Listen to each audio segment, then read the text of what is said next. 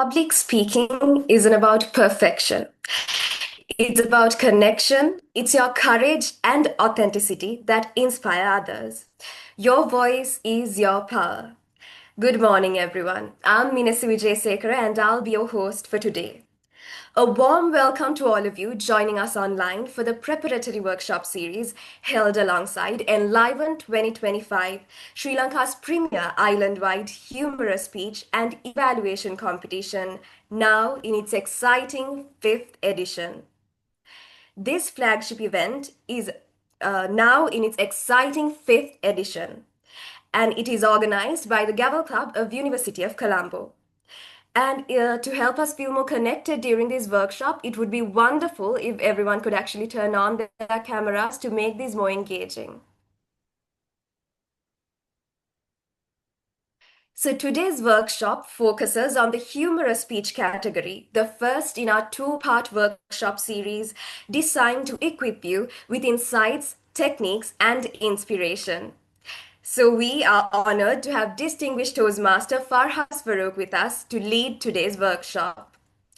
DTM Farhaz Farouk earned his MBA from the University of Essex and holds professional accounting qualifications including FCA and CIMA. He was recognized as a distinguished Toastmaster in 2019 as well as with multiple speech contest awards, including being awarded the runner-up at the district level humorous and speech evaluation competitions in 2019 and 2018 respectively.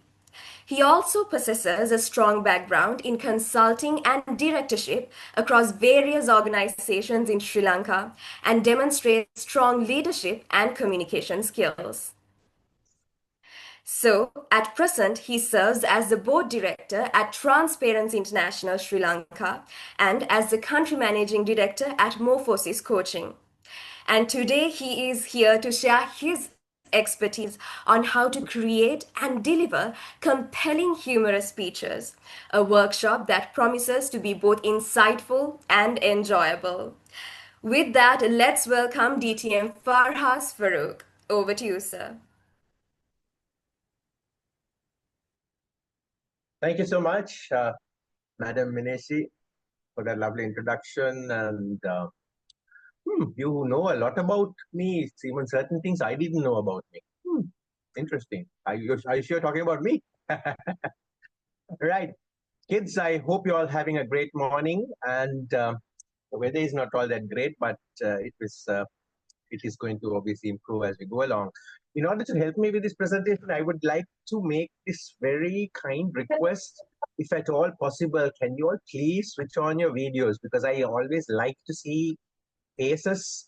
I like to see the people I'm talking to so that, I can, it's like this. Let's put it this way. To be a successful public speaker, what you really need to do is you need to have the ability to judge your audience and the only way you can do that is by looking at them. And then some of us also have this habit of feeding off the audience's energy. So when the audience's energy kind of goes up, our energy also goes up. If your audience's energy goes down, ours will go down. And if your audience's energy is like this, you will also have to look at my picture while I speak to you. So I'm sure you don't want me to do this entire presentation just with that picture of mine smiling at you. No? So please, can you please switch it on? I would really be grateful.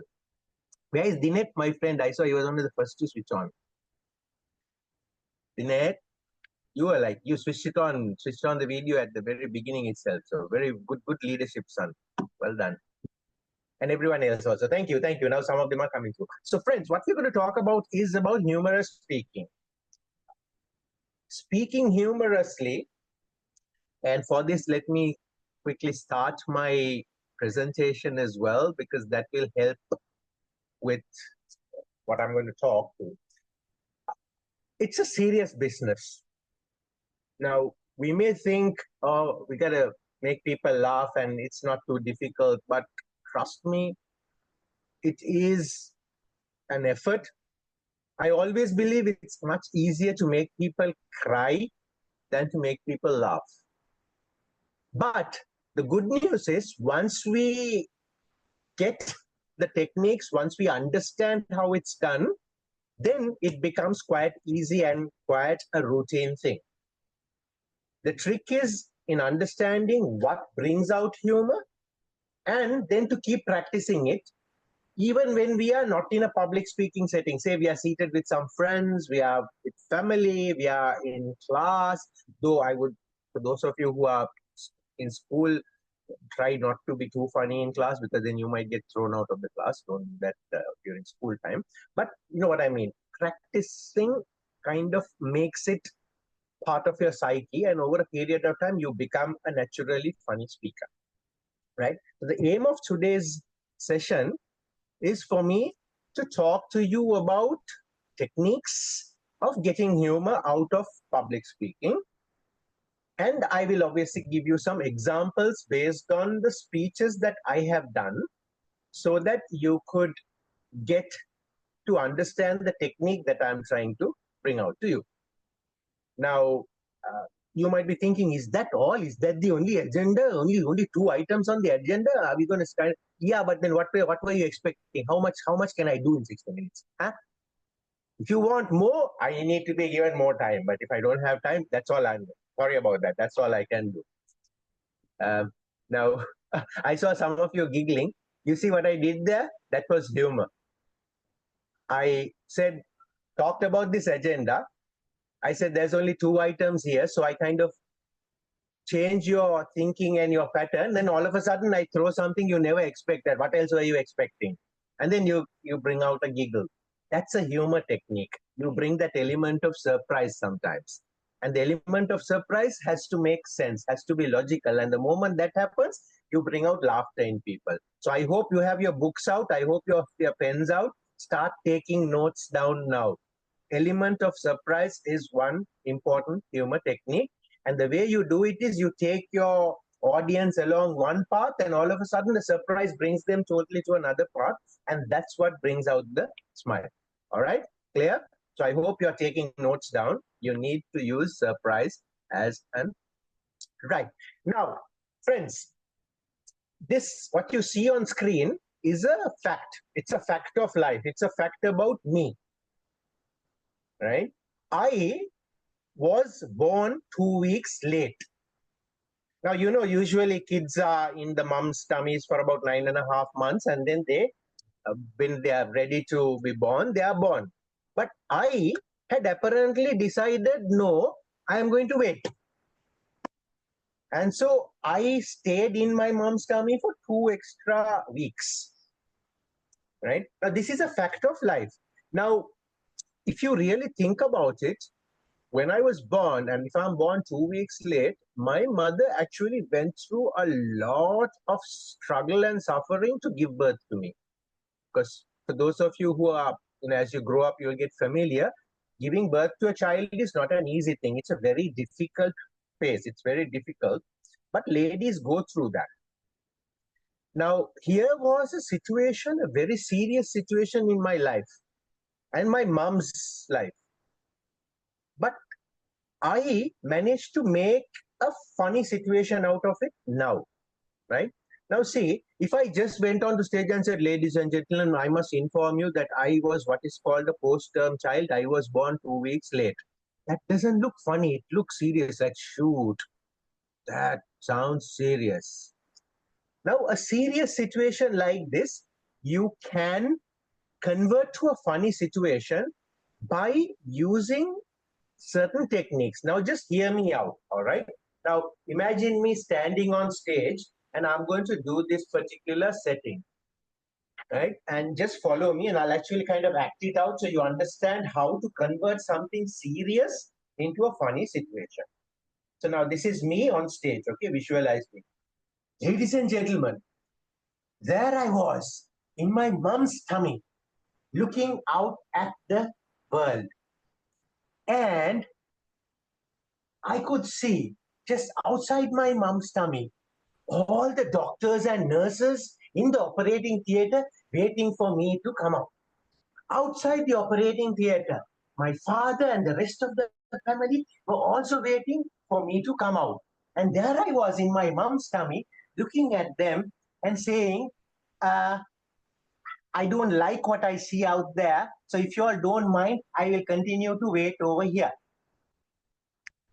And I hanged around until somehow, because I had outgrown the accommodation, I had to come out.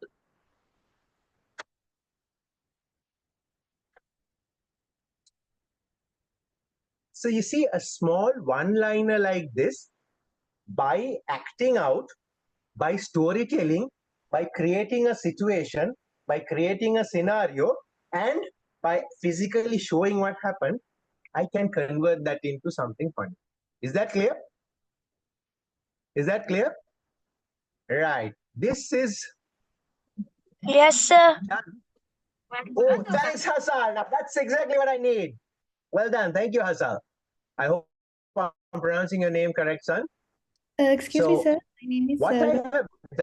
have done, yes, Sir, could you explain? yes, Rosella, what was that? Yes, sir. Could you explain that again, please? Because I had some issues joining. So, Sure, will do. I'm going to do that right now. So, what I was saying is, this is a serious situation. And what I did was, instead of just keeping a serious face and like a newsreader, I was born 2 weeks late, instead of doing that, what I did was I used storytelling techniques whereby I set a scenario that is me in the mom's womb over here. And then in the middle, I placed all the doctors and nurses. So now you can visualize me and my mom over there, the doctors and nurses with their all their medical kits waiting for me to come out. And outside the operating theater, I said my father and the rest of the family were waiting for me. So that is called setting the scene. This is a storytelling technique. And then what I did was I said, I don't like what I see. So if you all don't mind, I'm going to wait here. Right? Then I created the next situation and I said, however, I started, there was no more space in the accommodation, so I had to come out. So I used body language showing I was a baby over here, and then I had to come out. I jumped to this place. Those are the techniques I used to convert something that was a serious situation to something funny. And all the while I was narrating, I was doing it as a speaker as well as a character. So I was using different voices. I hope you all managed to see that. yes, Did sir. you see that? Yes. Right. So that's what you need to do. So if you have a serious situation, to make it funny, you got to dramatize it slightly, use storytelling, set up the situation, set up the scenario, and then use your body language and your voice to bring out that humor. All right, everyone? Got it? Yes, sir. Very good. Yeah, I should appoint an agent for everybody, like a spokesperson. Who will it be? Mineshi, you will be the spokesperson. You need to speak on behalf of the rest of the crowd and say yes sir, no sir, 3 bags full sir. Is that okay? Okay, fine. Good. And anybody else also can speak. Please feel free because I want this to be an interactive session. Right. So that was one technique. Then there is another speech that I did, and this speech was about a very frustrating situation I once upon a time faced. I was fast asleep in reality. And all of a sudden, at about 1 in the morning, my wife wakes me up and says, Farhaz, there is a cockroach in the room. And I said, okay. So, can you please get rid of it? I said, it's going to go away. If it knew how to come into the room, it will go away. Don't worry about it. She said, no, I can't sleep if that cockroach is flying around. Now, I was fast asleep. I was so, in dreamland and all that. And this lady wakes me up so rudely at 1 a.m. Needless to say, I was very angry. I was so angry, I somehow found that cockroach. I not only killed the fellow, I made sure he never came back to life again. I smashed the fellow. Right? And that was it. And then I went back to sleep. Now, by this time, the room was a mess. The bed, the mattress was all over the place, and we were doing a search and destroy operation. So that was the real situation. But I was really, really upset with my wife. However, as time goes, you have so many upsetting situations, then you start looking at the funny side of it. So I managed to convert that into a humorous speech. And what I did over there was, and I will recreate one scenario from that just to show you storytelling, body language, and voice, just to show you how you can use that. And this is like a long story, and I had created a situation at the beginning and so on. And now I talk about the situation where I actually just smashed the cockroach. Right? So, friends, this cockroach was a smart fellow.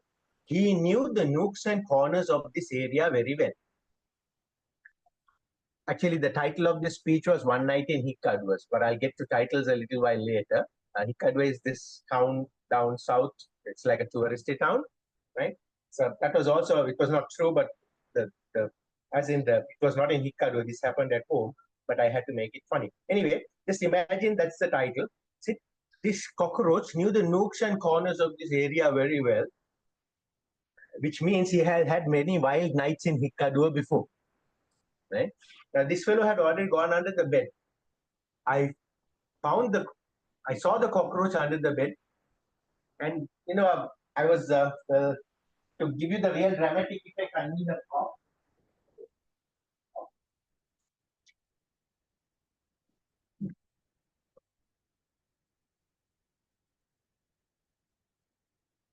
Here we go.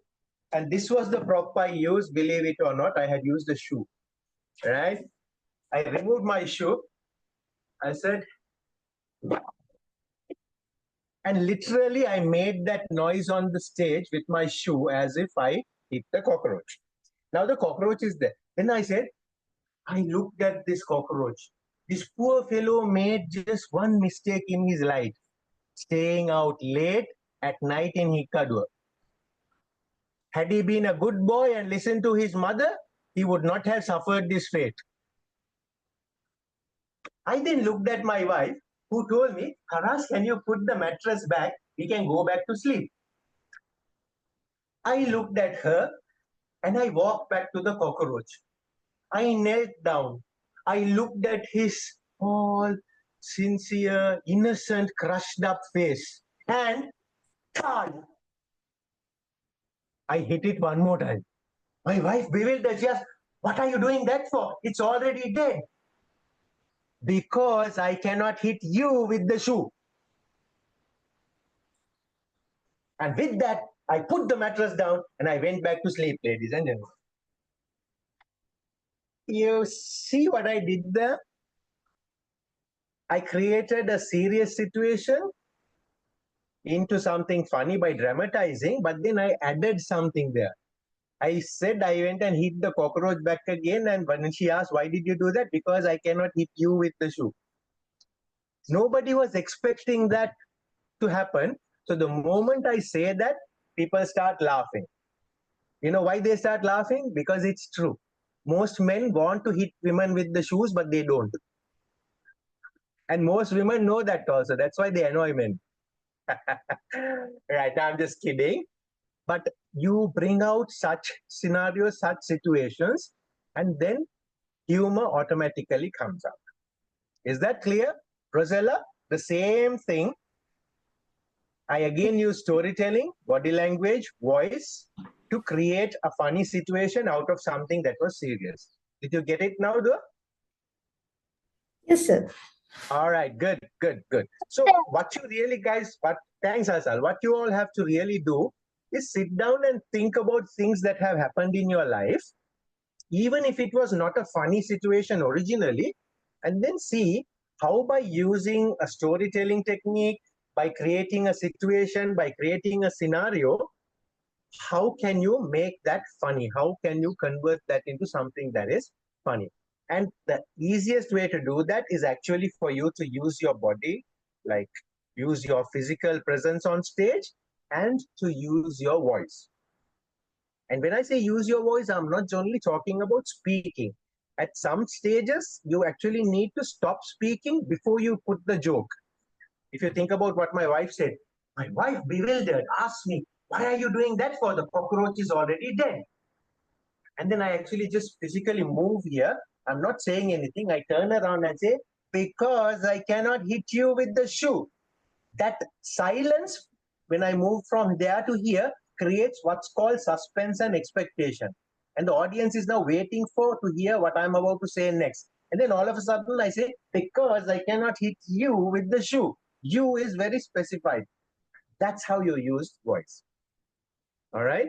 And not speaking is called a pause in public speaking. And a pause is a very strong ally for people who wish to do humorous speaking. All right, everyone? All good? Madam Spokesperson, can I go ahead? All right. All good? All good? You understand? Right. Yes. I want all of you to start thinking of situations that have happened in your life, both funny situations as well as not so funny situations, and then create the humor by using storytelling, body language, and voice. And of course, since you're going to be speaking on a stage, you can also physically place yourself. So if you think about my previous story, I was in my mom's womb over here in this corner. The doctor and the team were in the middle, and my father and the rest of the family were outside. And then eventually, when I said I had to be born, I moved from the corner to the middle because obviously I was in the operating theater, right? Then in this cockroach story, I am here, the cockroach is down there, and I'm killing the fellow with the thing. And my wife is placed over there. Whenever I'm speaking like my wife, I go to the wife's position. And when I'm in speaking like me, I come to my position, and then we interact. So you need to use these techniques to your advantage. Okay? Right. Hey, then it is also a post-term baby. Hey, more power to us post-terms. Right. I think post-term babies, maybe we'll have a bit of a poll later. How many of you are post-term and how many are pre-term? And how many are like term? Right. Anyway, then the next technique that I want all of you to think about is the actual title of your speech. Because trust me, you can make the audience laugh even before you say even one word if you select a funny title. Now, public speaking is not just about you speaking, it's about creating that situation, the environment for the audience to enjoy. And if you can somehow sneak in a title where the audience actually starts smiling and giggling even before you have got onto the stage, you have done really well. So what I do is, just as much as I spend time writing out a speech, I also think about how many Yaran Fernandez says, I'm just a baby. Now, see, that's a good humorous line. Well done, Yaran. I love that. I love that. See, that's a very good humorous line. We can talk about these examples later. Once we get to Q&A, I'll go through these again, and we'll talk about what techniques are those.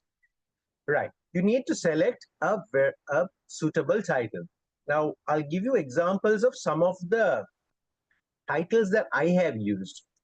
Now, the speech that I told about in me being a post-term baby, I used it in the context of procrastination. Procrastination is where we like to do things, we want to do things, but we don't. We just keep putting it off. Heta karanang, anita karanang, heta karanang, anita karanang basis. That's procrastination. So that speech was titled, I Also See Something. Now, why did I use that title? I also see something. I don't know how many of you have seen Dhananjay Hettiarachchi's speech, the World Championship speaking 2014. If you have not seen it, you should see that speech. Watch that speech. 2014 World Champion of Public Speaking. If you Google, if you put it that in YouTube, you'll see his speech. His speech title was, I See Something. His speech title was, I See Something. So in the Toastmasters circle, when you say I see something, everybody remembers Dhananjay Hettiarachchi. So when the contest master announced, Farhaz Farouk, I also see something, everybody started laughing. I also see something, Farhaz Farouk. Because everybody remembers Dhananjay, I see something, and then I am making a joke out of that title, I also see something. So then the audience laughs and says, okay, let's see what Farhaz has to say. And I'm talking about, I also see something, meaning I also see work, I also see life, but I don't do anything about it. That's my speech, okay? I had an earlier version of the speech with a different setting, and I used to call it Late Mr. Farhaz. Now, for those of you who are aware of your English language, when you say late Mr. So-and-so, you talk about somebody who's dead, right? Like late Mahatma Gandhi, late Nelson Mandela. So when you say late Mr. Farhaz, people thought, oh shoot, this guy is going to die. Right? So then they laugh. I know all of us in this modern age, we have this bad habit of looking at the internet whenever we fall sick. There you go, Hajra. Yes, I see something, but I don't know what it is. Hasal, I just spilled my ice cream. All right, he's getting funny, man. We would like to see you with the spilled ice cream. Right.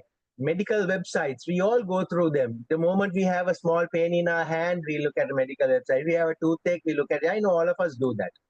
So I did a speech about that habit, modern habit of us human beings, and the title of that speech was Farhaz Farouk MBBS. MBBS is the first degree doctors get, Bachelor of Medicine, Bachelor of Surgery, right? So that was the title. Then this cockroach killing, as I said, the title of that speech was One Night in Hikkadua. So just imagine, just before I speak, I'm standing there, getting ready to get onto the stage, and the contest master announces, Farhaz Farouk, One Night in Hikkadua. One night in Hikkadua, Farhaz Farouk. So, Farhaz has been a naughty boy. He has gone to Hikkadua. He's trying to do something funny, naughty there. That's the idea they get. And as if by design, the first part of my speech is about me seated in a nightclub and looking at the nightclub scenario.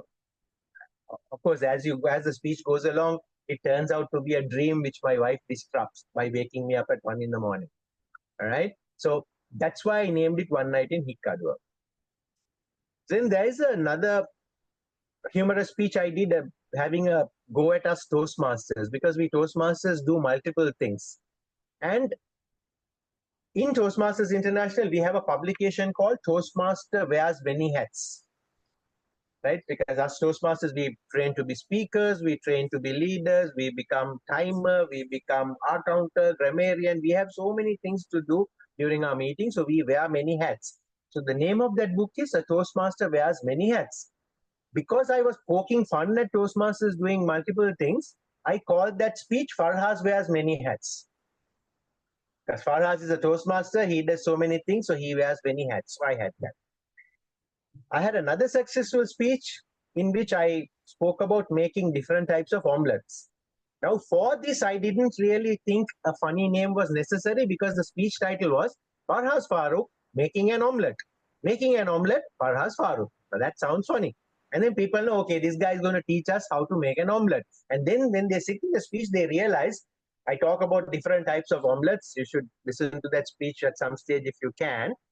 And you should listen to the speech at some stage if you can.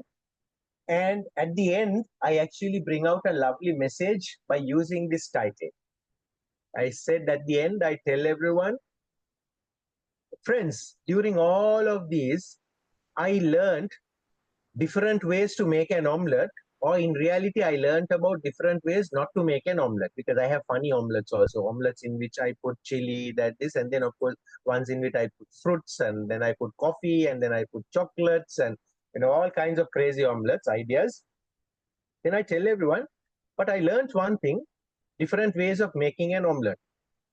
But the most important lesson I learned was, in order to make the omelette, I had to break the egg. Then I ask everyone, how many of you are not making omelettes because you're scared of breaking the egg? How many of you are not making progress because you're scared of breaking your routine? So you see how I link something funny to something serious. And say, if you want to make an omelette, you need to break the egg. If you want to make progress, you need to break your routine. And that's how I give a message. So which is why I thought I'll use that as the title. All right. Somebody is drawing on the screen. I want the organizers to prevent anybody from drawing things on the screen, please. I will delete what has been drawn. There's a red line drawn on the middle of the screen. Bang. Okay. Right. But if you want to experiment, you can, but don't draw too many answers there. Right.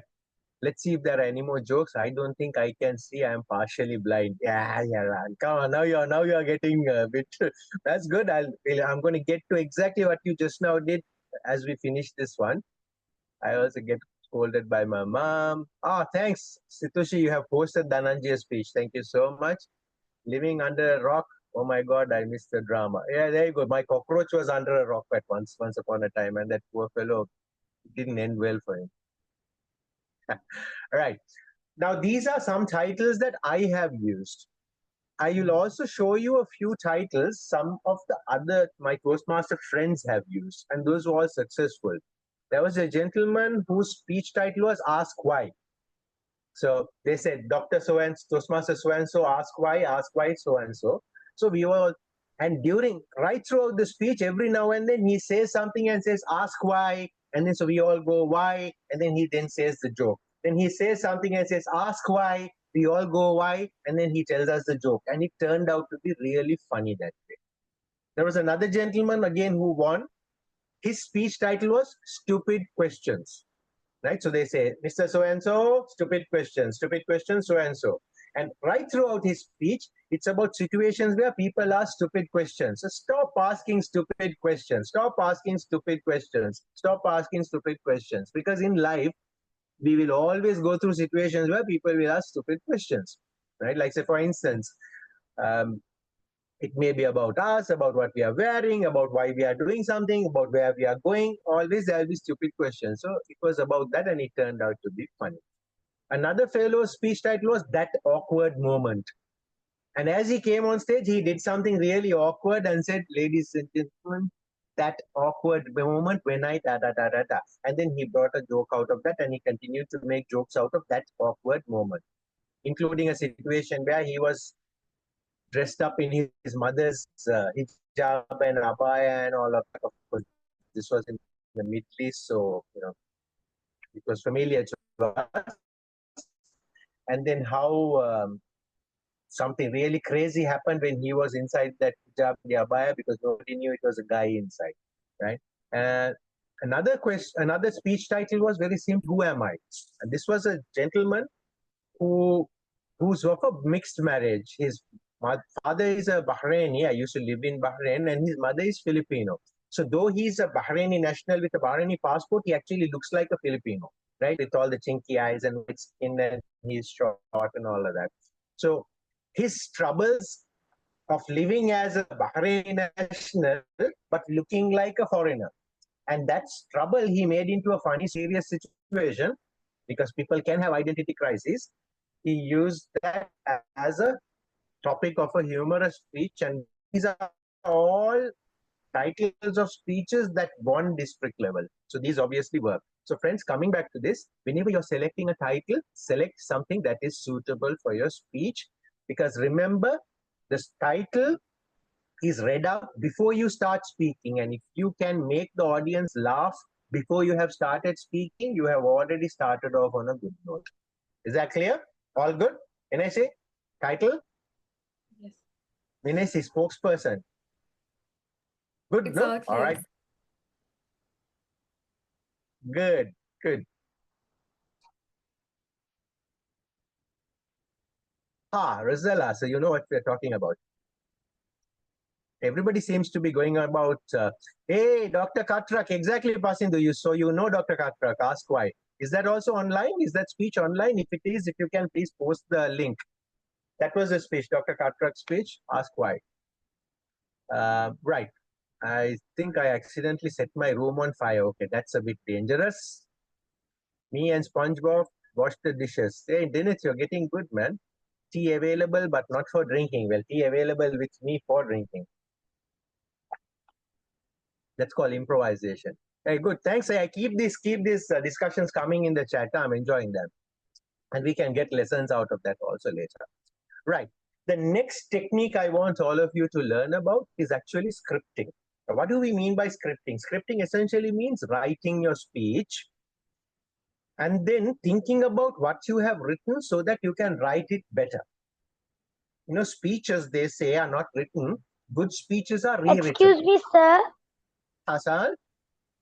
Sir, I have internet connection, so I can't see the screen. Oh. I don't have my connection is dead. Don't worry. I will just try to re-share one more time. Hopefully, if that solves the problem, it's good. Can you see my screen now, Hasan? Yes, I can, sir. Yay! Problem solved. Thank you, Everybody else sir. also? No, good luck. No worries. Can everybody else see the screen as well? Good. Yes, sir. I think, Hasal, what would have happened is you would have kind of moved away from the screen, or, I mean, your Zoom may have moved away, but what I did was the easiest fix for that is for me to stop sharing and share one more time, so that once again it comes out into focus. And the reason I kind of do know this is because I have been doing lots of online presentations. I sometimes figured out the easiest ways for me to go out and come back in. That way it just brings that back into focus. But thank you for raising it, Hasal. Well done.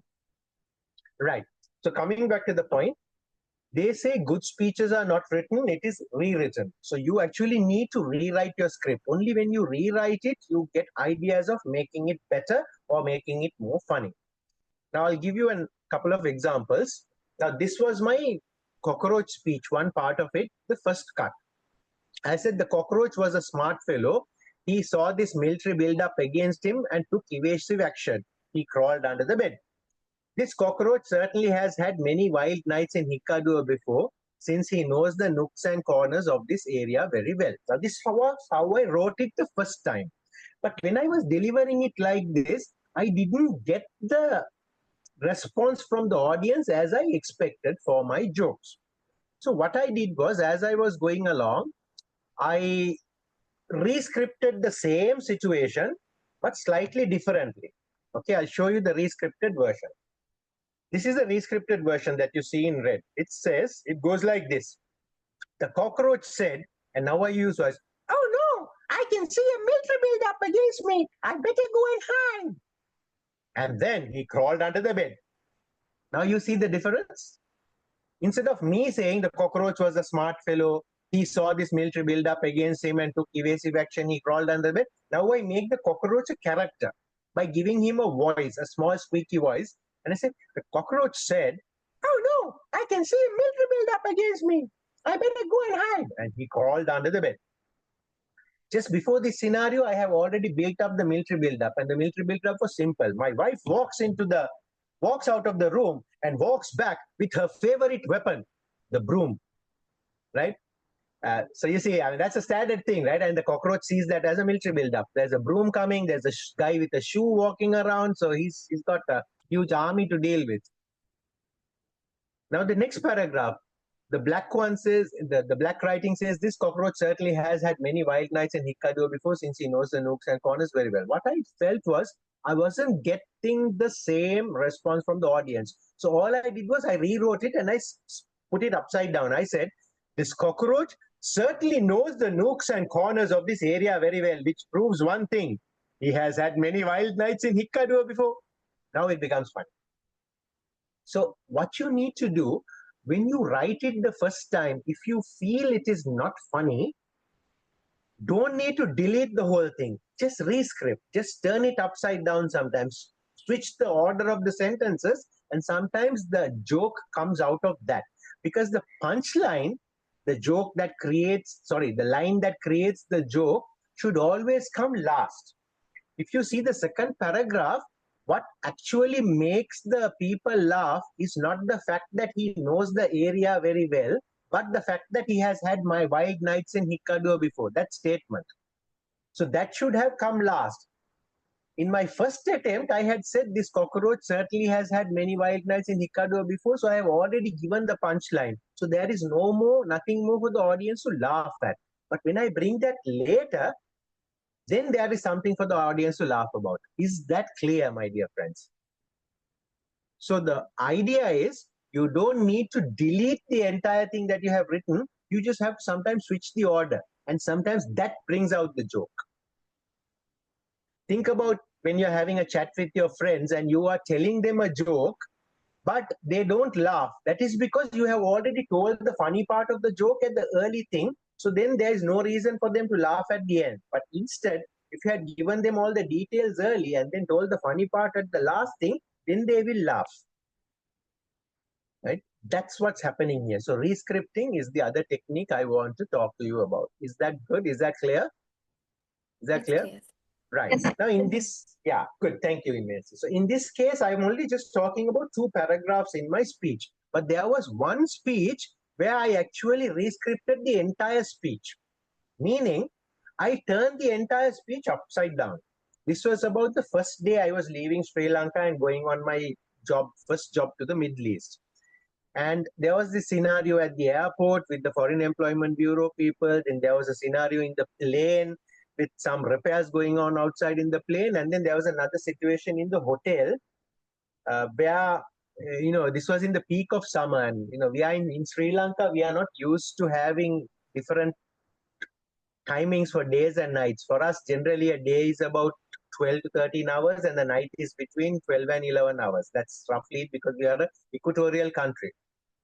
When I went to Bahrain, this was in the peak of summer. I didn't know that the day can be so different.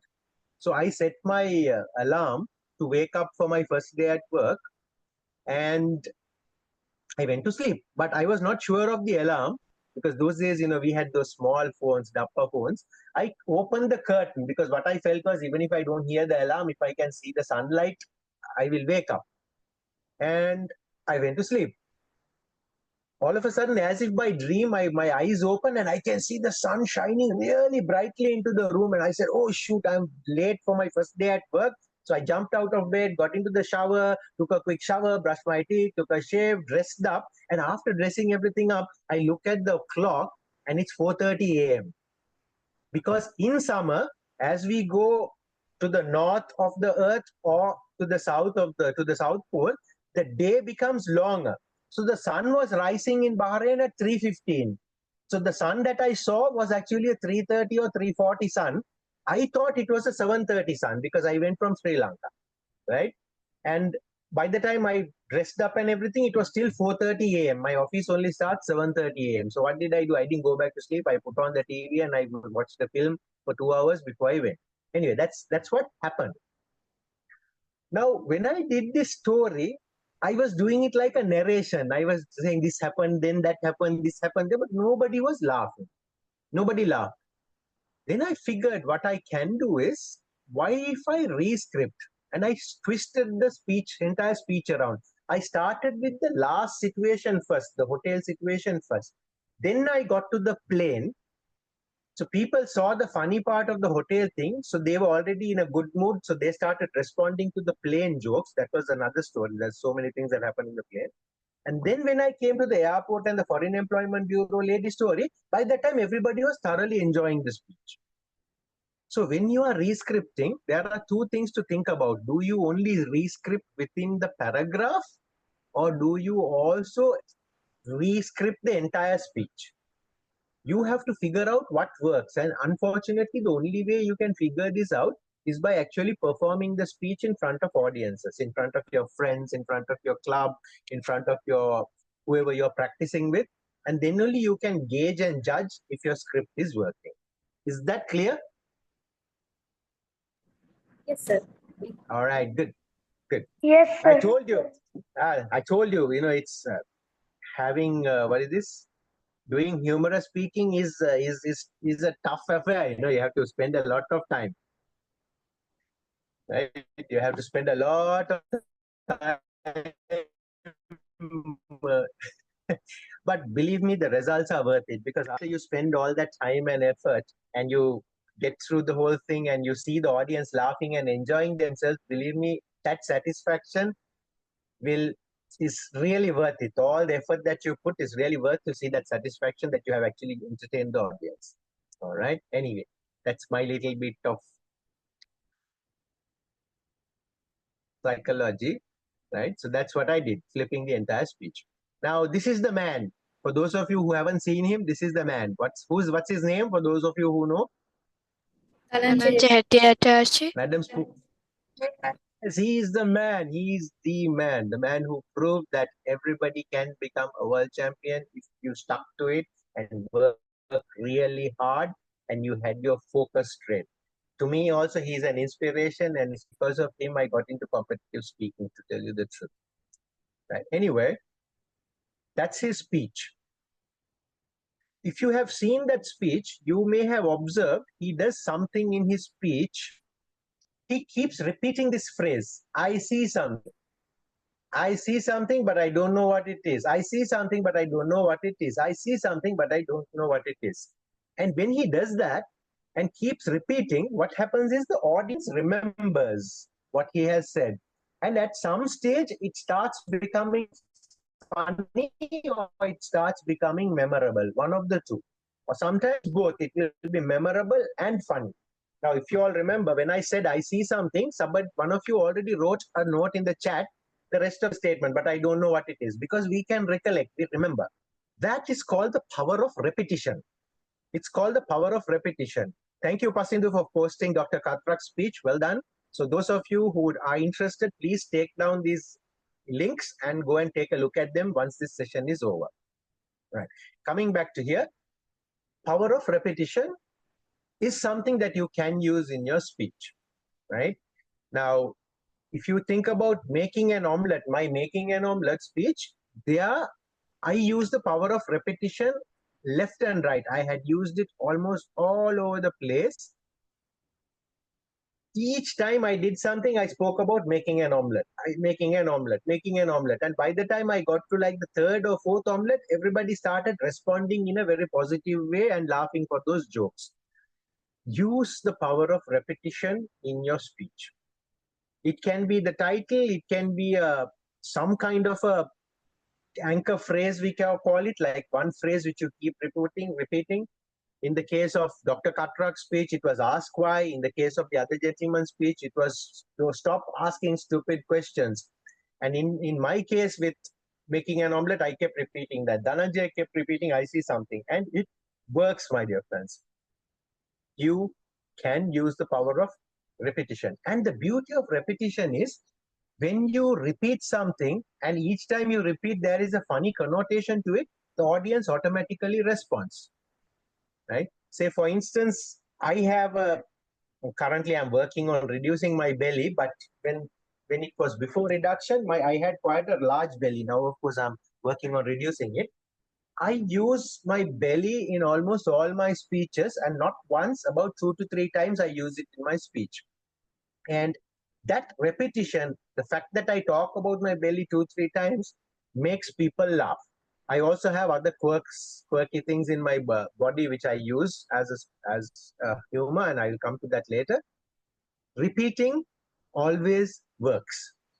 But make sure whenever we repeat it as a surprise. When people least expect it, we bring out this repetition. All right? So that is the power of repetition. Now, there is another thing. So that's that technique. That's gone. Now, this is a technique. I have just put 85 kilograms on stage or on the screen. Now, you must be wondering what this is.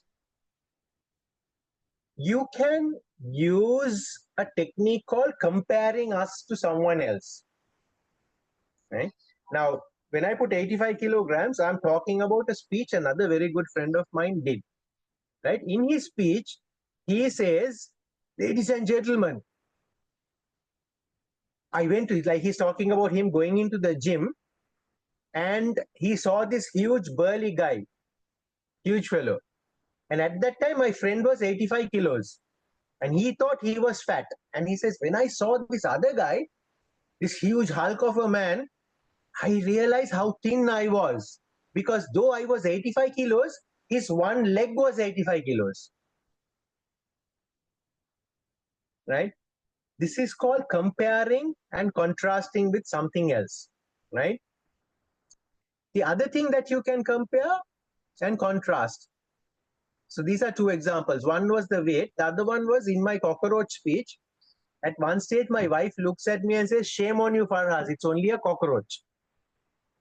Then I come to the audience and says, friends, whatever technique your lady might use, but one technique that's bound to give results is when your significant other compares your reputation to that of a cockroach. Comparing and contrasting, two different things. Here, my friend was comparing his entire weight, 95 kilograms, to the weight of this big fat guy whose only one leg was 85 kilograms. And here I'm comparing my reputation to the reputation of a cockroach. This is called comparing and contrasting, right? So you compare and contrast two things, and from that you bring out humor, you bring out jokes. Okay, friends? Clear? So that's another technique that I would like you to try out, comparing and contrasting. Right? So we have got to that. Let me also go through some of the Inosh Pereira is getting naughty. Right? Why can't you hear a pterodactyl go to the bathroom? Because the tree is silent. Rosella, now these one-liners are good, but please don't use them in speeches, because one-liners don't win you speeches. What wins you humorous speaking is how you create the scenario and you do the delivery. Okay, you can use the one-liners, but usually for competitive humorous speaking, there is a rule that says a speech is not a series of one liners. Okay, so please be careful when you try to use one liners. All right, use them effectively. I'm not saying don't use, but don't make your entire speech one liners. Okay, just a sincere advice. I carved classic jokes that left me in tears when I was 7. I wander off. Hmm. I need somebody to explain that joke to me. It took me a moment to realize the joke. Yeah, Vidara. I also I need somebody to explain the joke to me. My bank account and I have a very toxic relationship. We both written there's money in it. So again, see, this is a one-liner. You can actually make an entire speech out of this, this one-liner. My bank account and I have a very toxic relationship. We both pretend there's money in it. You can actually make uh, a full speech out of it. Rosella, I love your comment. How was your omelette? It was excellent. You will see a use of this a little later. Brilliant thought. And you will see that I'm using this in a little while. Cards and I, very toxic. So what is the most suitable frequency of humorous points? Pasindu, I'll come to this question during Q&A time. This is a very important question you have raised. A big fan of traveling. I travel a lot. That's funny, Vidara.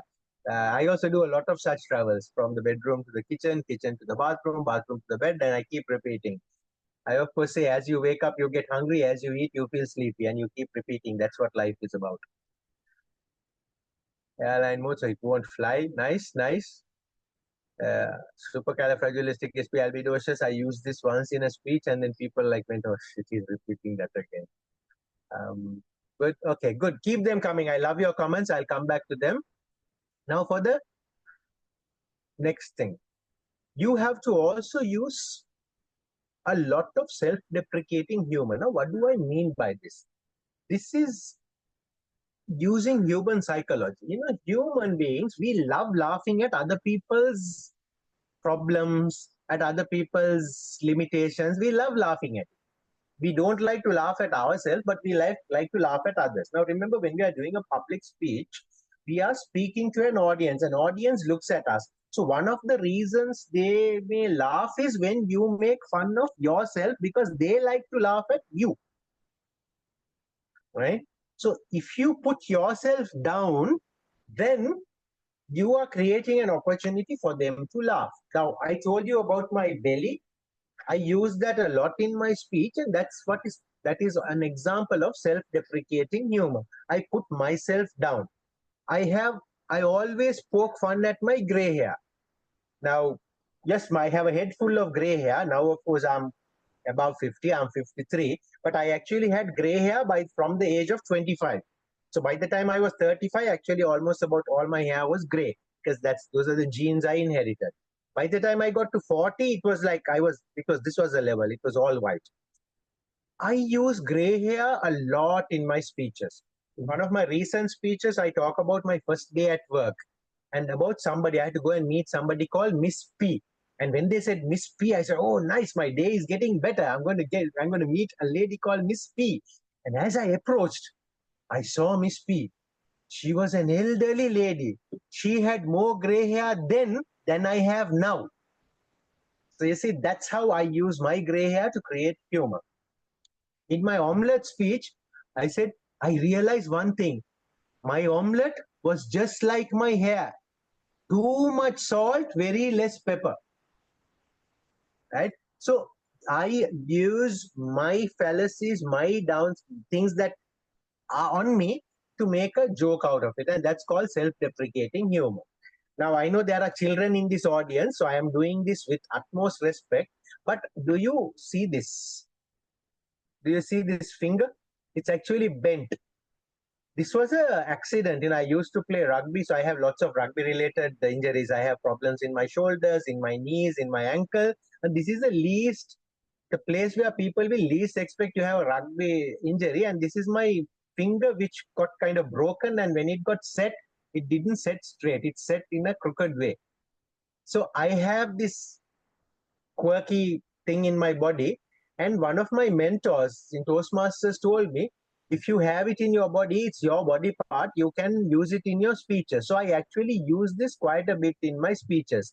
Luckily or unluckily, it's actually the finger which people use for, when they don't want to say a bad word, they use that finger. So it's that finger. So I actually use it to my advantage when I talk about it. And again, it's like a self-deprecating humor. It's my body part. I am putting myself down, and I can make people laugh by using it. So friends, look through yourself and see, you may have certain features, certain quirkiness that might make other people laugh, because people like to laugh at other people's problems. And if you can do that, and if you have the ability to do that respectfully, of course, in a speech, then you can use that as a humor technique. It's called self-deprecating humor. Is that clear?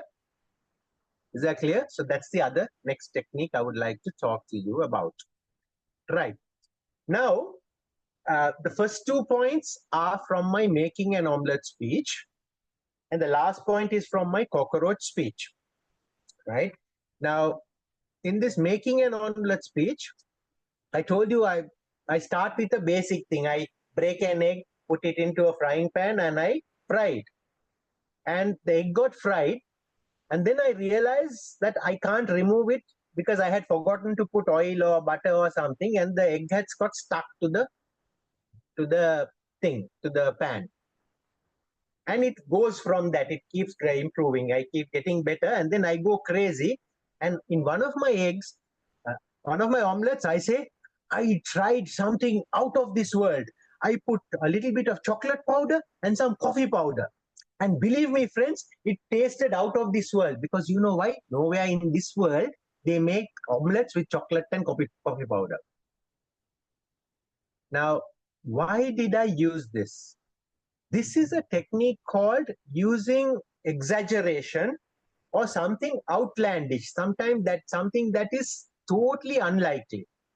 Because if you think about it, nobody makes omelets with chocolate and coffee. Now, I don't know if any of you will now get this business idea and say, you know what, we are going to make chocolate omelette.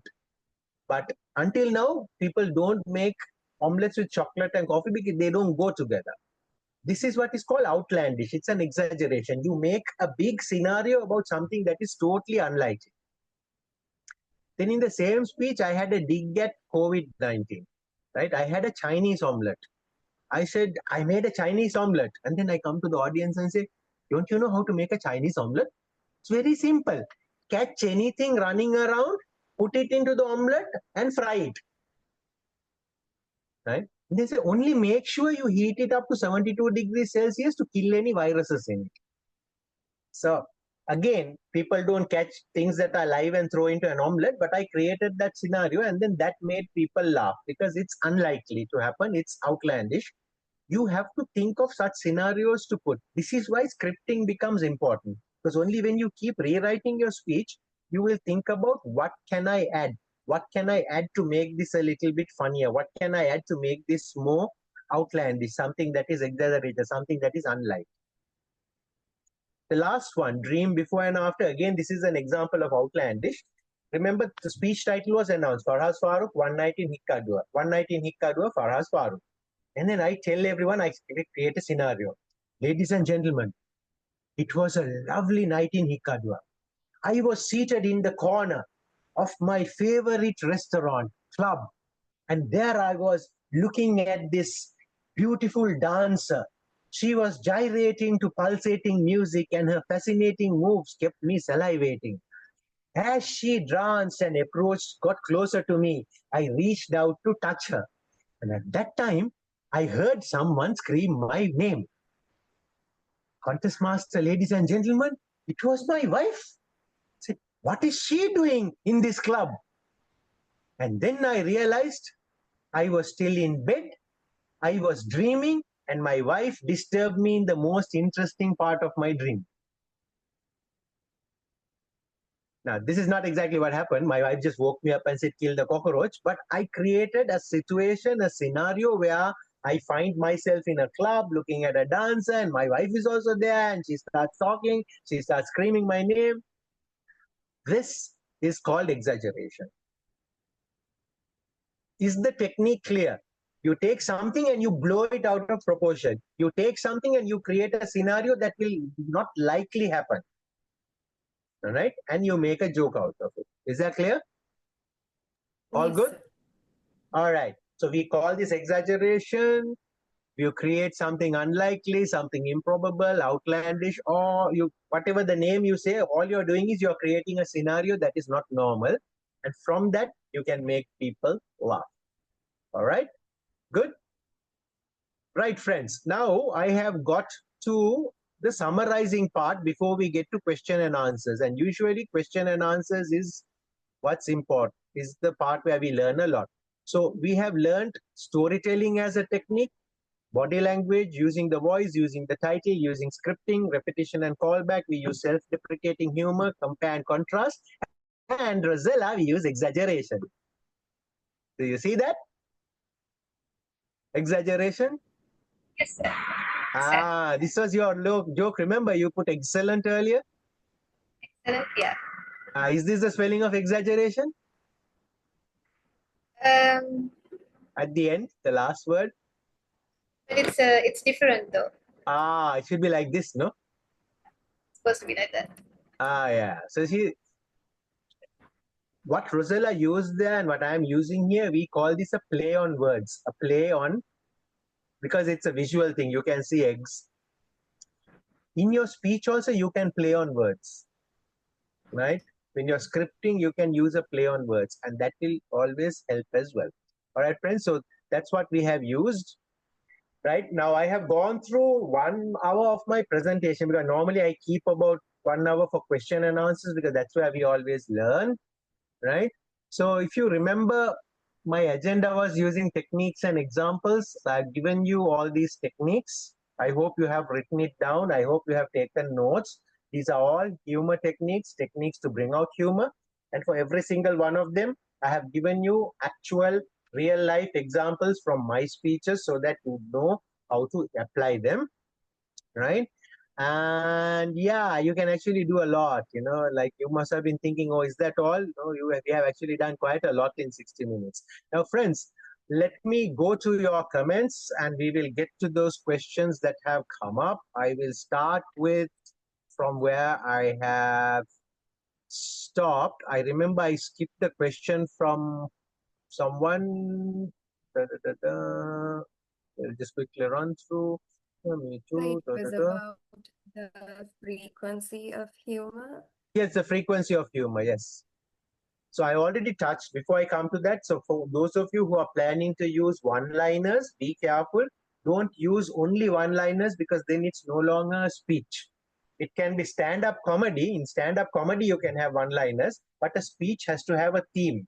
So if you see all the speeches, they have an opening, a body, and a conclusion, and there is a nice, clear logic that flows through the entire speech. One-liners generally don't have a link to each other. So if you're using one-liners, please keep that in mind.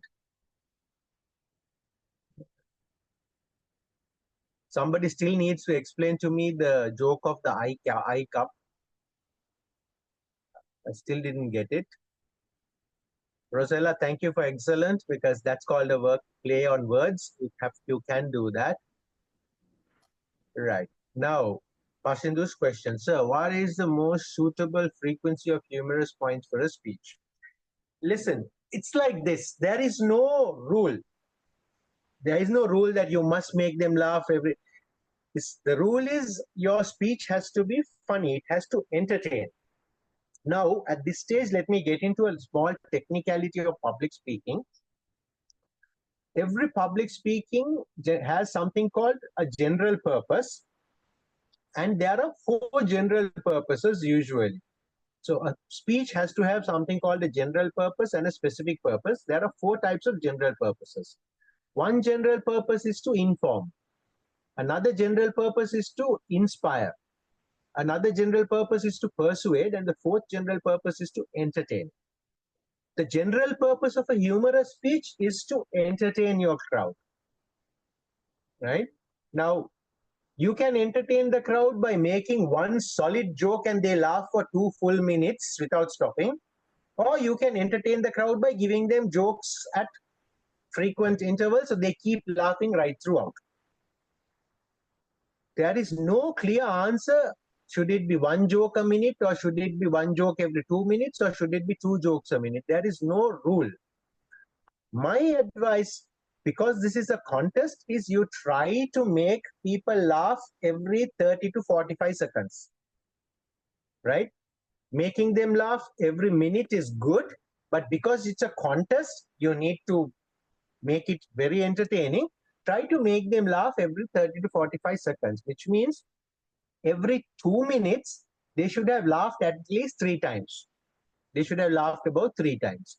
Now, how do you do this is the next question. How do I make them laugh 3 times? This is where you need to use the techniques of exaggeration, of using your voice, of using your body, of using storytelling, of setting. All of these techniques will make you bring out situations where you can make them laugh. Remember, telling a joke to a group of friends and humorously doing a public speech are two different things. When we are seated or standing with friends having a chit chat, we can make them laugh. That is a different technique altogether. Doing humorous speeches is all about what humor technique we have used to make people giggle, right? So if you can use all of the techniques that I have discussed today, effectively, you will make people laugh and giggle very continuously. So try to bring up a laughter at least once a minute, but at once in 45 seconds, if you can, is good. Once in 30 seconds is very good. Now, most of the championship speeches, they make people continuously laugh, right? So if you think about my cockroach speech, though it looked a bit dull here, if I perform the entire speech in front of you as an audience, there is a laughter every 30 to 45 seconds. People will keep giggling. In fact, in one stage, my wife, she goes out and she comes back. I said she walks back with her favorite weapon, the broom. Right now, after that, I created a joke out of it. I said, research has shown that the broom is a weapon of choice among most households to get rid of pests, cockroaches, rodents, and sometimes other human beings. Then people laugh. You see what I mean? So that's how you create scenarios where people, by using words and by using exaggeration, you can make people laugh. So try to make people laugh every 45 seconds if you can. All right. So I hope I have answered your question. There is no clear-cut answer, but 30 to 60 seconds, one laughter is good. Vidara, sorry, Minasi? Yes, I'm sorry to interrupt, but before we move on to another question, can we actually take a quick screenshot with all the participants? Yes. Shall I stop sharing the screen? It would be great. Done. So I invite all our participants to switch on your camera so that we could take a quick screenshot.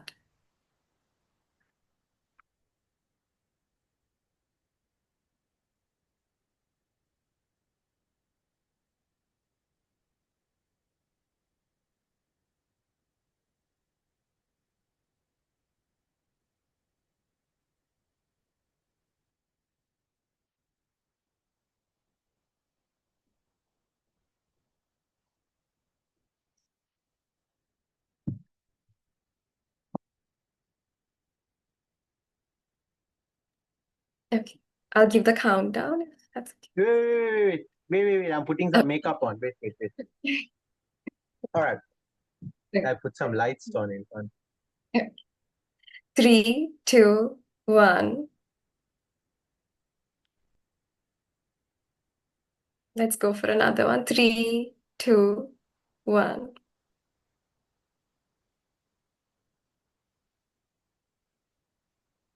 Okay. Thank you so much, everyone. And I think we can continue with the Q&A session. So. All right. While I'm going through the questions in the chat, if any of you want to ask a question, please do. Just use the raise hand tool over here, like this. If you can just raise your hand like that, then we can ask. I'll ask questions directly from you as well. All right. Rosella has raised her hand. Okay, Rosella, go ahead. Ask your question, please. So when we are like doing a humorous speech, can we include someone else's life story in our speeches as well? You can, and only problem with doing that is it has to be somebody who the audience can relate to. Okay. Or who the audience knows. Say, for example, if I tell you, ladies and gentlemen, when I was growing up, I used to watch this TV series about a Syrian gentleman named Gohar. Now you will wonder who the hell is Gohar? Yeah. Because you don't know who Gohar is. Now, that is, I don't know. but, so you can, but use somebody who people are aware of. Like say, if you think about the Sri Lankan scenario, probably people in my generation, when you said Tatteya, we all knew it was Ronnie Leach, the singer. So that's familiar to us. So something like that. It has to be somebody who the audience can relate to. If you use somebody the audience cannot relate to, then you will lose that impact. That's the danger. Okay? Okay, sir. Whereas if you use yourself, you're already on stage, so the audience is anyway ready to laugh at you. So they'll keep laughing at you. All right? Okay. Thank you, sir. Good. Do you know who's Charlie Chaplin? Yes, I know him. Okay. You know Mr. Bean? Yes, definitely, yes. Okay, good. Very good. So now these are characters who are widely known. Everybody knows them, regardless of their age and regardless of how, which generation they were in. People know. So you can use such characters. Yes. Right? Those you can use, but you cannot use some fellow who is not who's not known. Popular. All right? Yet. Okay. Good. Well done. Well done. So I hope you understood that. Very good. Right. I put my phone on airplane mode because it won't fly. We've gone through this. Why do I need a six-pack when I have a six-pack of donuts? Yes, Inosh, again, good. About the six-packs, I have this joke about the six-pack. I always, as I said, I am now in a reduction, but earlier it was quite big. I tell everybody, ladies and gentlemen, I have a six-pack. Only thing is, because I do not want people to give me the evil eye, I have hidden it under a layer of fat.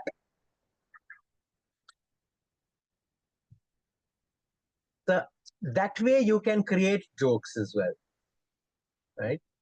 Which is true, right? I mean, if you really think about it, look at this. I mean, there is a six-pack over here. It's just hidden. I don't want people to look at it and say, oh man, this guy's got a super, that'll give me the evil eye. So I don't want that to happen. And I'm sure all of you have a six-pack. It's just hidden there. Right. Let's get to it. Some of us even have eight packs. I do have a six-pack. There you go. Can we take a look at it, Hassan? Put your video on. Let's take a look at it.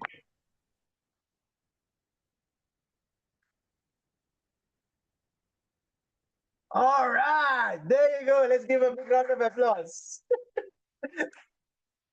You know why I want everybody to applaud Hassan? Plus, I'm eating a biscuit. That's important. See, you're into biscuits. I'm drinking tea. All people who like to maintain a good set of six packs continue to eat and drink. Because that's the only way you can hide the six pack under a layer of fat. But there's a reason I wanted all of you to applaud Hassan. The reason is, if you want to be a successful humorous speaker, you should be bold and you should have the courage to go self-deprecating. You should have that courage. I'll show my six-pack and show your butter. That's okay. All right? So that's why I wanted everybody to applaud. All of you should build that courage. All right? You need to build that encouragement because that courage is needed on stage. Right. He's too thin. Okay, Saparamadu. Tenuki Saparamadu thinks her brother is like a bone. That's comparing and contrasting. That's comparing and contrasting right there. Well done, Tenuki. In grade 8, they asked us to dress up as our future careers. Everyone came as doctors, lawyers. I walked in wearing sunglasses, a tie, and holding a biscuit packet. Who are you supposed to be? I am a rich businessman selling tippy tip. That's a punchline. That's lovely build up and drop and putting a punchline. So well done. Who put that? Swarna Ravana Dias. I saw two young men in that video. Swarna Ravana Dias, I think that probably is like their mom's name, but I saw two young men there. So yes, that's called writing, scripting, and build up. So very good. Then poking fun at yourself is basically, yes, Yaran, that's exactly what it is. You cannot face a problem when the problem is your face. This was the subject of a speech just last weekend, or was it the previous weekend, third and fourth at the district semifinals. There was a lady who did a speech about her face, that the problem was her face. So exactly, so that's really self-deprecating. And maths book is sad because it's a lot of problems. This is a one-liner. Again, remember the advice I gave you about one-liners. Be careful. Just having a series of one-liners does not make a speech. But having a whole series of problems about maths and additions and subtractions and divisions and multiplications, then you can throw in those one-liners which are relevant.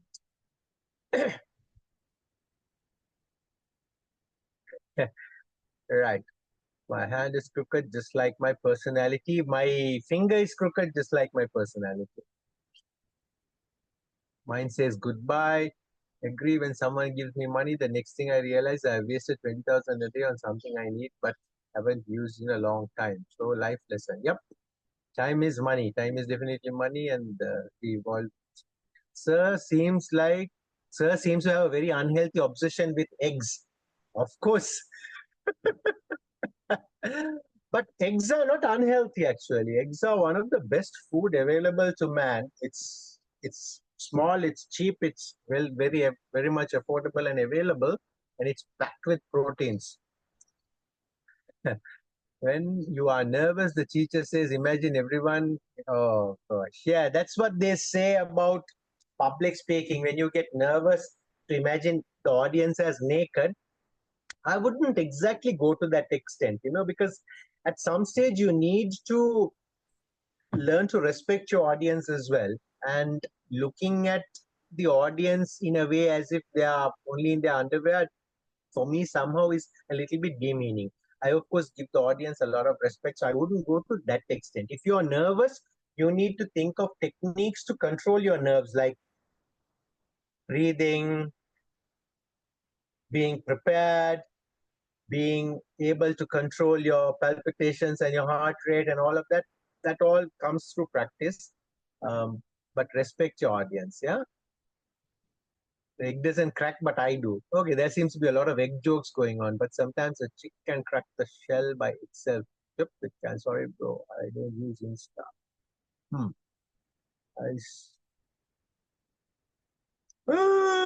Vidara, what was that about? I see you something. Thank you for your excellent session. This is Hasal's mother. Can you please explain how to make an academic speech humorous? Okay. Right. This is to Hasal's mom. She's asked a question, a very important question. How to make an academic speech humorous. So if you're doing an academic speech, and by the way, all of you wonderful young leaders someday will get out into the society. You will start working. You will start serving other companies. You will have your own companies. You will become entrepreneurs. You will need to make presentations. And you will need to make presentations to investors, to your shareholders, to the bankers. You will have to do all kinds of presentations. And if you want to make these presentations interesting, you need to infuse a little bit of humor. And that's exactly the question Hasal's mom has asked over here. How do you make an academic speech humorous? How do you do it? You can use the same techniques. And in the case of academic speeches, in the case of those technical speeches, you can use one-liners. Also, there is another thing to use, which I did not cover, and that is called improvisation. It's called improv. It's an advanced humorous technique, right? What you can do is you look at what happens then and there, and out of that you create a situational humor. I'll give as an example, there was once a conference that I attended, and during the lunch break, we ran out of food. We actually ran out of food. So the conference organizers had not ordered enough food for all the attendees. So some people did not get food. They had to wait until the kitchen made extra sandwiches and that and this and brought. So that is what happened. After the lunch, after the post-lunch session, the first speaker who came had a dig at that. Says, ladies and gentlemen, if you follow what I say, we will never run out of food. So the moment he said that, everybody remembered the fiasco or the problem at lunch and we all laughed. That is called an improvisation. He didn't have that in his script, but because the lunch thing happened, he brought that as a joke so that people can laugh about it.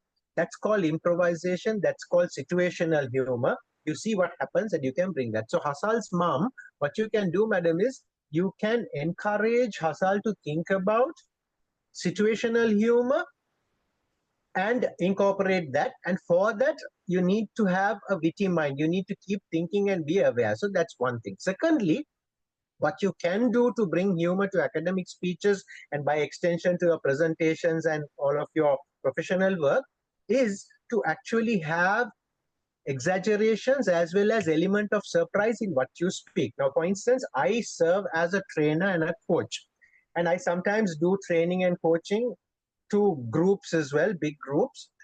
And there was one particular situation I remember. Just when my session started, it was a lovely hall, beautiful hall, super lighting, nice air conditioning, great stage. But just as my session started, somebody outside decided it was time to start cutting the grass. So as I was speaking, all of a sudden we got going on. I decided to use that as a humor technique in everything that I started doing in the speech. And that became funny. So over a period of time, though it was very irritating to the ear, the moment the grass cutter went from one area to the other and switched on his grass cutting machine, people started laughing. Right? People started. So we saw the funny side of something that we cannot control, because obviously we can't go outside and say, oh, no, we can't go and tell him to do that. So we let the gentleman continue his work, but we converted that into something that was funny. So you may find situations like that that you could also use. Plus, in your material, you can bring something that may be exaggeration and surprising, as the point that I was trying to get at. Build up and then drop the joke line, build up and drop the joke line, and people will start responding as you go along. So I hope that's okay. Very important to bring humor into your academic as well as professional and speeches, because that is what keeps the audience going. Remember, a boring presentation would mean sometimes that you don't get the results that you expect. Say you are presenting to a set of investors about a new project, and if it was all serious, the chances are that they'll get, oh man, this is like a real serious project. Probably it's not going to be successful. We are not going to invest. But if you kept it a little light-hearted, then they will be also relaxed and in a much better position to listen to what you're saying. Of course, don't make it all a humorous thing. Then they may get scared and say, this fellow is not serious. We are trying to invest our money. He may just bust all the money, so we'll not invest. So you should know to learn the good balance between having some humor and having too much of humor when you come to academic and professional presentations. All right. Next, in terms of making jokes out of certain topics that may give rise to controversy, where would you draw the line when we take in humorous speeches into account? A good question, and that is from Iran. Iran, can I see you? Where are you? Can you raise your hand? So I'm here. Should I turn on the camera? Turn on the camera and raise your hand. I like to see your face. Where are you? If you raise your I'm hand, then here. we can. Yeah, do the raise hand thing. That way we use. I was raising the hand in real life, not in the actual. Hey, you. In my defense, it could be many things. Okay, I'm here. Yes, it could be many things. Actually, the only thing that would have mattered in Zoom is if you have enabled the thing where when you raise the hand in real life, Zoom picks it up and raises the virtual hand also. Thanks, Aaron. Good to see you. I'll put my hand down now. So the only reason I wanted to see you is because you've been interacting a lot, so I wanted to see who you are. So yeah, This is a very good question and important question. Not all topics are topics for public jokes. Remember, I told you humorous speaking is serious business. It's a lot easier to make people cry than to make people laugh. And sometimes by trying to make people laugh, we can make them really upset and angry. So we need to be careful about the topics we use. Now, there are no rules, but what you can do is be culturally sensitive, be emotionally sensitive. You need to use what's called your emotional intelligence to judge the audience. If you look at an audience and say, okay, if I use these jokes with this audience, it's not going to be appreciated, then don't. If you get that feeling, gut feeling, this joke is not going to work here, don't use it. It's much safer not to use a joke than to use a joke and to upset some people. Now, usually, things that are sensitive are things about people's religious beliefs, those get really sensitive. People's political beliefs, political affiliations, very sensitive, especially in Sri Lanka. So even more than religion sometimes, politics is like serious. So avoid that as well. And then things that are adult in nature. That's not for a public audience. Among a set of friends, all same age group, maybe, but when the audience is wide and varied and of different age groups and you don't know what their likes and dislikes are, you leave that content out.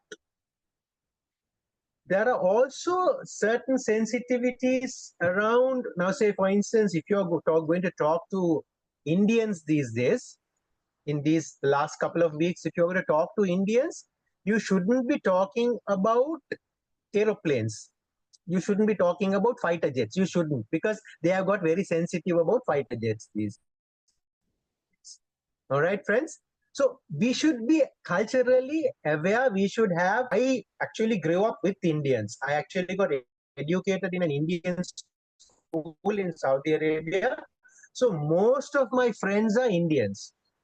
Most of my closest friends from my childhood to now are Indians. So I would never ever make a fun about a Rafale jet to an Indian.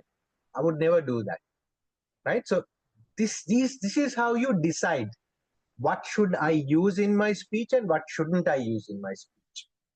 So definitely don't use religion, don't use politics, don't use adult content, and don't use material that can offend somebody now. Now, back in the days, during the coronavirus days, I also have lots of Chinese friends. I never poked fun of Wuhan and virus and corona to my Chinese friends. I never did that. Right? I may do that with others, but I never did that with my Chinese because they were very sensitive about it. All right.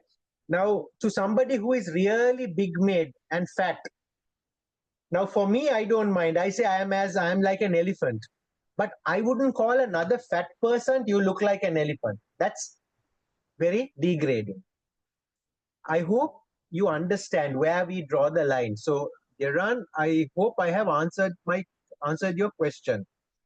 You should be aware. Yes, sir. It's loud and clear. Very good. You should be aware where to draw the line, because not everything is funny. The moment you cross the line, it stops being funny and then it becomes sensitive. And certain topics, just avoid it, not worth. Religion, politics, adult-oriented things, and things that are culturally sensitive, just avoid it. Now, I know lots of our Sri Lankans, we have this bad habit of putting toilet jokes about Indians on Facebook. Don't do that. It's not their fault that they don't have enough toilets. It's just that the country is developing so fast, certain things have got dropped along the way. They will catch up eventually. I mean, these days in Sri Lanka, we shouldn't be making jokes about salt, because in Sri Lanka, we have a salt shortage. Right? But later on, once we solve the salt problem, we can talk about it. You know, those days we had fuel crisis. We would not talk about not having fuel because people were going through stuff. But now I talk about it because now we see the funny side of it. So I talk about standing in queues and that and this, and we Sri Lankans know how to do that well because we were well trained, you know, something like that. But at that time, I wouldn't use it as a joke because we were all suffering. You see, so friends, that's how we do it. Good. Thanks for this amazing question, Yaran. Next, People say nothing is impossible, so I do nothing every day. Again, these are one-liners. Good. Be careful when you use. My boss told me I have to have a good day, so I went home.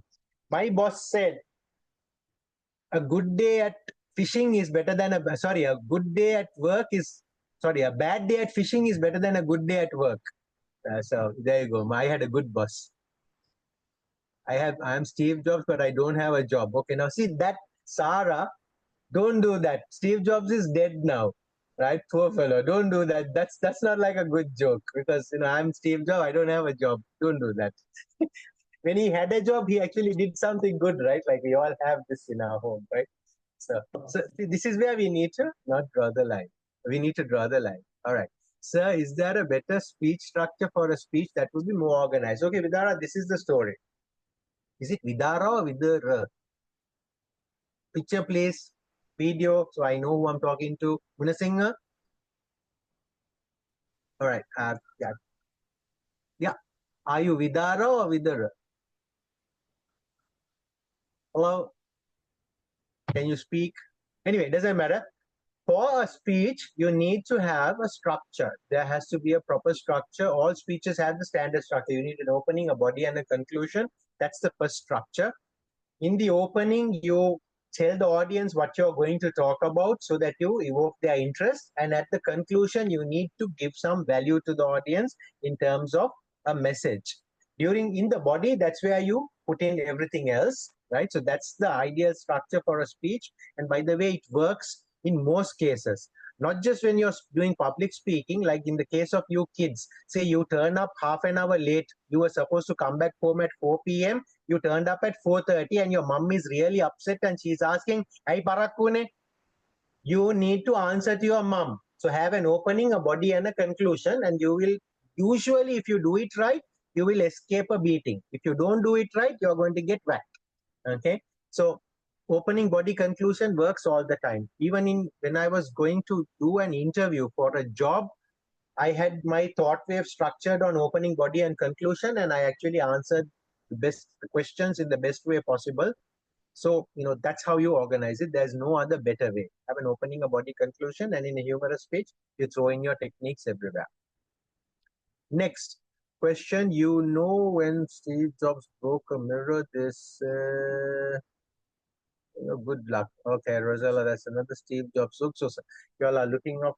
Why did the lipstick and mascara fight? Because they had a make. How far can we take a speech in terms of use of profanity as well as fourth wall breaks? Okay, Yarans, I guess I answered this in the answer to your previous question. I would not use profanity at all when there is a mixed audience here, Yaran. Profanity is something we have to keep only among friends and people of the same age group. Do not use profanity with a mixed audience at all. To be honest, I take issue even when I go for stand-up comedy shows. I pay and go and to see what professional comedians do. Honestly, like if there's like about 6 comedians, the ones that I like are the ones who haven't used even one word of profanity, but they made us laugh. Because my belief is if you want to be a successful humorous speaker, you need to make people laugh without having to use bad words. Just by what you say, how you say it, the techniques you use should make people laugh. People should not laugh just because you use a lot of bad words. Okay, so in an audience, my sincere advice, this is by the way Farhaz Farouk's advice. If you speak to some others, they say, no, it's okay to you, but I personally don't like to use profanity in a public forum. You should not do that. It also reflects on our character and our upbringing as well. And the last thing I want people to talk about is how my parents brought me up. I should have the ability to speak comfortably to an 80-year-old person. My dad is in his 80s, or to an 80-year-old person, like some of you wonderful people here. And I need to have the same level of comfort speaking to anybody here. And I avoid profanity. Among friends is okay. Your classmates, your age group, in a close circle, you're gone on a trip, that's all right, but not in a public forum. I don't like it at all. Though some other people will disagree. Have to pronounce the letters. Thanks, Vidara, for explaining the eye cap joke. So I will. Okay. Now I got the joke. I get the joke. Thanks, Vidara. That's the joke. That's the joke. Okay, I don't want to say it. Using funny words to explain something serious can make an educational speech humorous. Yes, then it can. Using funny words is okay, and you can make an educational speech, and not just funny words. You can look at funny situations. As I have given some examples earlier, you can have situational comedy. You can have improvisation or something to do with recall of some problem that happened, and that can make fun. Right. To make the audience laugh at me, how can I make them laugh with me? Okay. Um, this is a very good question, Tarushi. Tarushi's question is, if I can make the audience laugh at me, but how can I make them laugh with me? As a speaker, your job is to make the audience laugh. You having a good time is a secondary objective. Your first objective is to entertain the audience. So what's more important is to make the audience laugh. It could be at you or at what you're saying, but that's the first thing. If you also join them in the laughter, the danger is sometimes you may dilute the value of the humor. Number one. Number two, sometimes the best humor comes when the humorous speaker maintains a neutral face. You know, you have heard the term poker face. If the humorous speaker maintains a poker face and still says something funny, that is a lot more humorous than me laughing. You know, friends, I must tell you something funny that happened. You will say, oh, this guy crazy or what? But if I say, friends, I must tell you something crazy that happened to me, now I'm maintaining a neutral face, and then I say something funny, people will get the surprise factor and they will laugh. But if I start laughing before or while I'm saying the joke, the people will know, okay, he's trying to say something funny, so that surprise element won't be there. So if you can, Tarushi, stop trying to laugh with the audience, make the audience laugh. Because for any successful humorous speaker, if you think about it, you would rarely see them laughing. Right? Even some stand-up comedians, if you see online on YouTube and all that, most of them are very poker faced, but they are really funny. There is this guy, I forget his name. He's a Polish fellow who went to USA and he's learning English and he pokes fun at the English language. He's very poker faced. Right? He doesn't laugh, but his thing, whatever he says are really funny.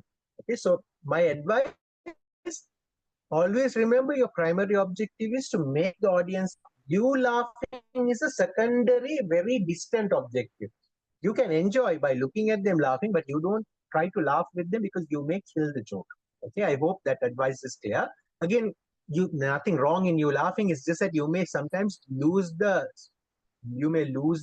value of the joke if you also laugh. Hasal's dad has the biggest six-pack in the world. I see what you did there, Hasal. Hasal has put a comment that his dad has the biggest six-pack in the world. You know what he's doing? He's doing a play on words. You remember I said, I have hidden my six-pack under my belly? Hasal is having a play on that. That means his dad has got a lot of six-packs, if you know what I mean. Superb. Well done. I hope your dad doesn't mind you joking at him. Huh?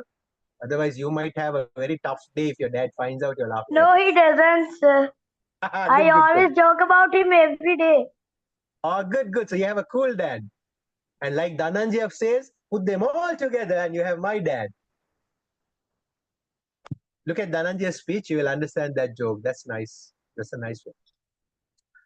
Elsa a balloon. Thank you, Tishanka. My mother just said, don't learn those. Very good. Hasal, you got a good mom. Don't learn those. Sir, this question will be very repetitive of what I have asked before. Would you condone the again? As long as it's in good taste, Iran, it's okay. That's the crucial factor, right? Don't worry, no questions are repetitive. You have to ask questions. If you have questions, ask them, because asking questions is the only way we can learn and only way we can have discussions of this nature. So don't worry about asking questions. Always ask questions. So using innuendos, or for that matter, any material in your speech, you can use them if it is in good taste. If it does not upset anybody, if it does not degrade anybody, if it does not bring anybody to disrepute, you can. But if you feel they will, then leave it out. So not just innuendos, anything at all that you put in your speech, always sit and think, what if I heard this about me? Will it upset me or will it make me happy? That's a sincere question, like a soul searching. You need to ask yourself, because being a humorous speaker is a big responsibility as well, because you don't want to offend anyone. All right, so you have to keep that in your mind. Now that you have graduated, just remember, bosses don't usually accept. Is Sarah asks, yeah, so yeah, it has been answered by Minesi. Yes, this is being recorded, and you can, I think, take a look at it in the YouTube channel. I have also asked for the link, so I hope the organizers will send the link to me later, because I would like to use this also at some stage for my own preparation work. So how do you feel about stress pauses? Does it help to improve the impact of the speech? Pauses, as a general rule, are a humorous speaker's one of their biggest weapons, because by having a well placed and a proper, suitably long pause, you create that expectation, and that level of surprise goes up just before you drop the joke. So you should master the art of pauses. If you remember that my discussion with my wife, what are you doing that for? The cockroach is already dead. You're just making a mess of it. From that corner, I come to this corner and I have a pause of almost 3 seconds. Then I turn around and then I say, because I cannot hit you with the shoe. I say that really fast. That pause makes or breaks that joke. As soon as my wife said, why are you doing that? You're just making a mess, because I cannot hit you with the shoe. If I said that, that impact won't be there. That 2 to 3 seconds is absolutely needed for the audience to wait in anticipation at the edge of their seat. What is this fellow going to say next? So that is the power of the pause. So yes, pauses are one of your biggest weapons, best weapons in your arsenal if you are to be a good humorous speaker. I tried to follow the rules, then I realized they were written by people who hate questions. Good, Sarah. Yeah, I think I have come to the end of the list of questions. There is about 10 more minutes or 9 more minutes. Are there any other questions from the audience? And if you have, you can please raise your hands, not physically like Iran, but virtually like this. Did you see what I did, Iran? Thank you for that. I actually used a situational thing, and I did call back, because Iran played a joke at himself saying I was raising my hand physically. So I am now using that, because I'm sure Iran doesn't mind me using that as a joke. Yaran doesn't mind. Yeah, I know he doesn't mind. That's why I wanted to look at your face, because that's how I made a judgment. Can this person take this or not? Take this kind. That's why I wanted to see your face. And when I did that, I knew you're going to be game for any joke that I can play, especially along these lines. Right. Anybody else has any questions? Enosh Pereira has put a question. How do you think of jokes in any situation? See, Enosh, for this, you need to build up something called wit. You have to be witty. And the only way you can build it up, Enosh, is by practicing with your friends. When you're chatting with your friends, when you're among friends, try saying things, and from their reaction, you will know whether what you have said is funny or not. And as you keep doing it, you will start getting better at it, Enosh. See, anything in life, you can only get better if you keep practicing. And it's the same with humor as well.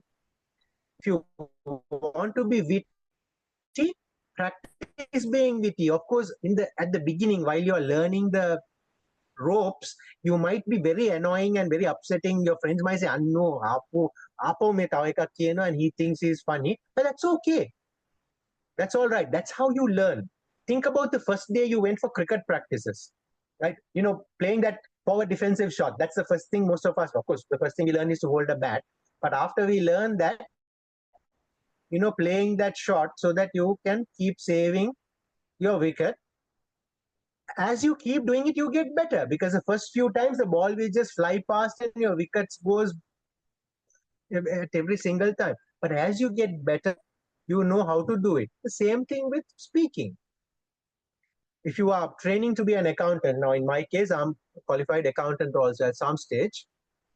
I was making lots of mistakes at the beginning, but as we went along, I got better at being an accountant. Okay, that comes from practice. So, Enosh, please practice. Keep practicing, and that's how you can learn to be more witty. Another technique another thing that I can strongly advise all of you people, all of you wonderful leaders, is get into the habit of journaling, writing your thoughts down. When you start writing your thoughts down, you actually train your mind to think.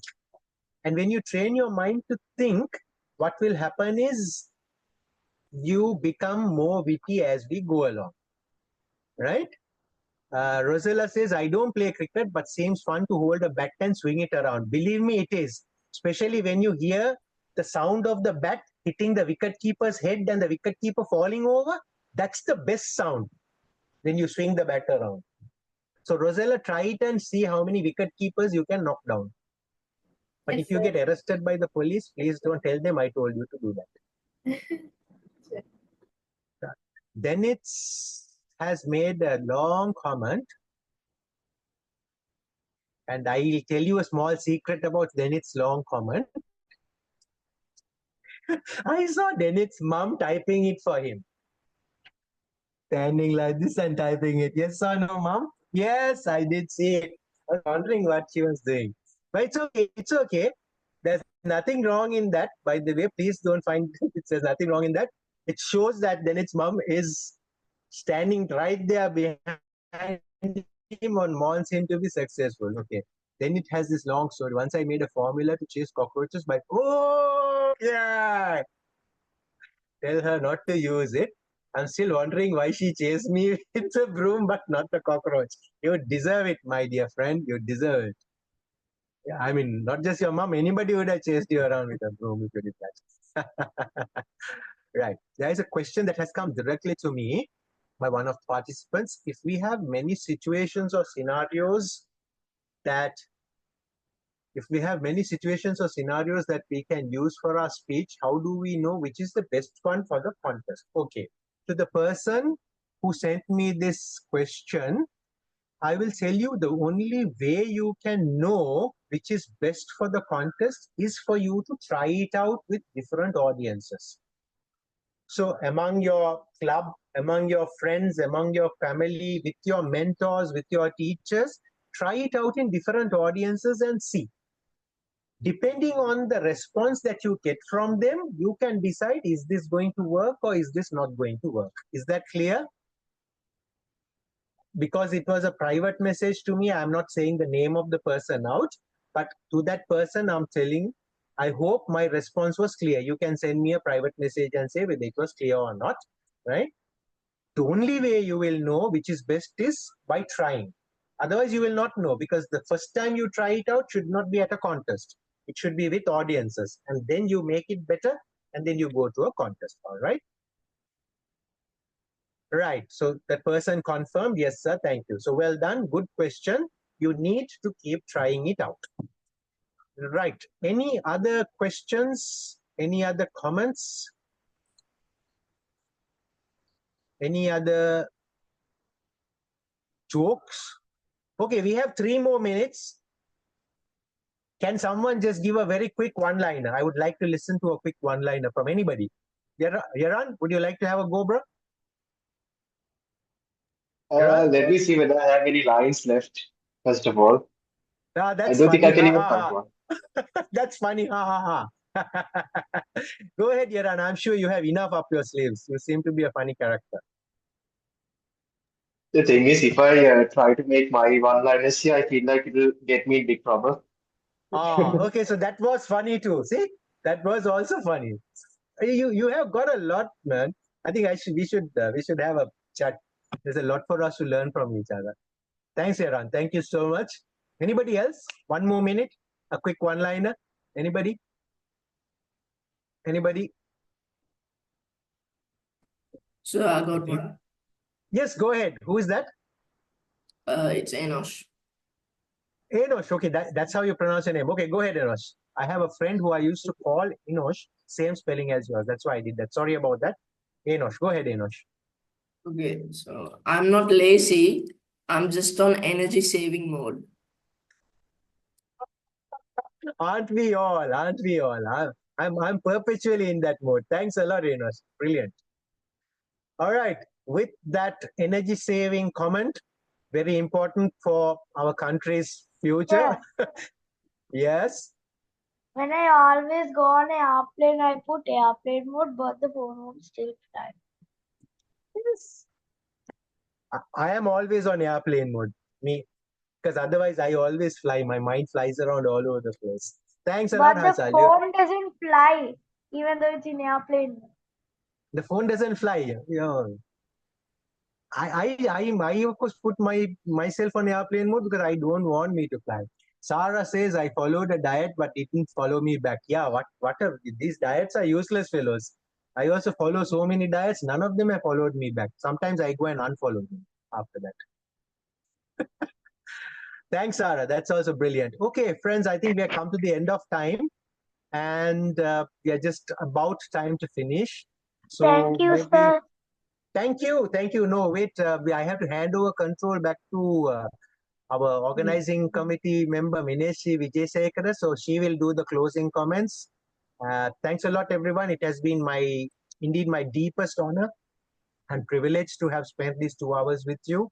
I hope the session was useful and I wish all of you all the very best in your contest. Thank you so much. And now back to Madam Mineshi.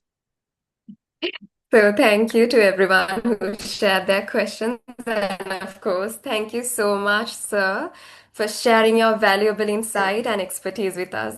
This is actually such an informative and, of course, enjoyable session. And I'm sure it cleared any doubts our participants would have, which would ultimately contribute to their success in the competition as well as in their future.